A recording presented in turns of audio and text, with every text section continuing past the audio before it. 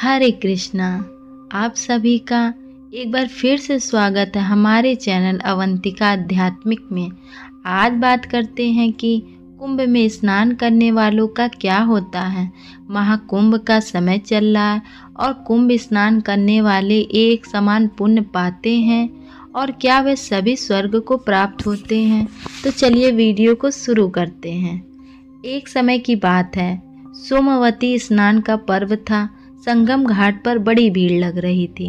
भगवान शिव और माता पार्वती आकाश से गुजर रहे थे। पार्वती जी ने कहा, इतनी भीड़ क्यों है प्रभु? भगवान शिव ने कहा, सोमवती पर्व पर त्रिवेणी में स्नान करने वाले स्वर्ग पा जाते हैं। उसी का लाभ लेने के लिए यहाँ स्नान करने वालों की भीड़ जमा है। पार्वती जी का मन तो शांत हो गया, पर उनके मन में एक नया संदेह उठा। उन्होंने कहा, प्रभु इतनी भीड़ के लायक तो स्वर्ग में जगह ही नहीं है। छोटे से स्वर्ग में ये सब कैसे आ पाएंगे? पार्वती जी ने ऐसा कहकर अपना संदेह प्रकट किया और इसका समाधान चाहा। शिव बोले, शरीर को गीला करना एक अलग बात है और मन की मलिनता को धोने वाला स्नान करना जरूरी है। मन को धोने वाला ही स्वर्ग जाता है। ऐसा जो लोग होंगे उन्हीं को स्वर्ग मिलेगा।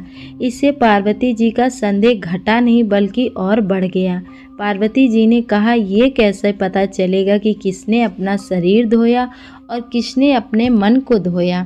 भगवान शिव ने उत्तर दिया, ये कार्य से जाना जाता है। अब माँ पार्वती ने कहा, मुझे तो कुछ समझ नहीं आ रहा है।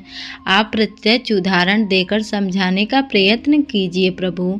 इसके बाद भगवान शिव ने एक कोढ़ी का रूप बनाया और माता पार्वती को सुंदर सजा दिया। दोनों वहाँ लोगों की राह में बैठ गए और स्नान करने वालों की भीड़ उन्हें देखने के लिए रुकने लगी और उनसे ऐसी स्थिति के बारे में पूछने लगी। तुम इतनी सुंदर स्त्री होकर इतनी कुरूपी कोढ़ी के साथ क्या कर रही हो? पार्वती जी ने शिव जी का बताया हुआ विवरण सुनाने लगी।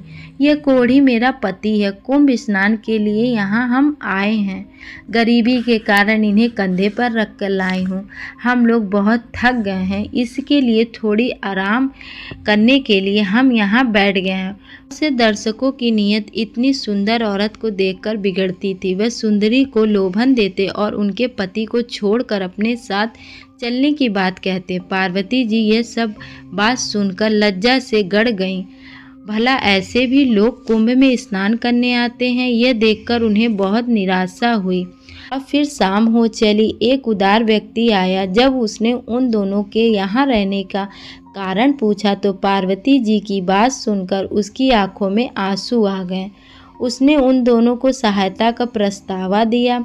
उसने कहा, मैं आपकी सहायता करना चाहता हूँ, और उसने उस कोढ़ी व्यक्ति यानी भगवान शिव को अपनी पीठ पर लाद लिया। शिप्रा तट पर पहुंचाया। उसके पास जौ और सत्तू था। उसने वे उन दोनों को भी खिलाया।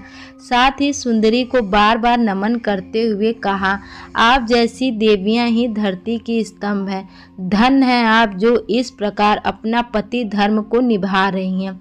अब पार्वती जी को समझ आ गया कि उनका प्रयोजन क्या है। पार्वती जी को भी समझ आ गया उनका प्रयोजन पूरा हुआ।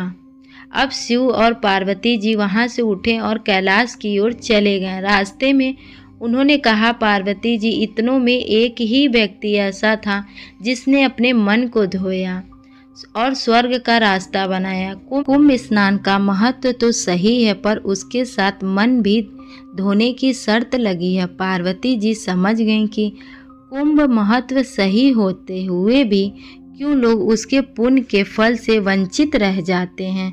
तो ये थी आज की कहानी। आपको कुंभ की कहानी कैसी लगी कमेंट कर कर ज़रूर बताएं। साथ ही मेरे चैनल अवंतिका आध्यात्मिक को सब्सक्राइब कर दीजिए। हरे कृष्णा।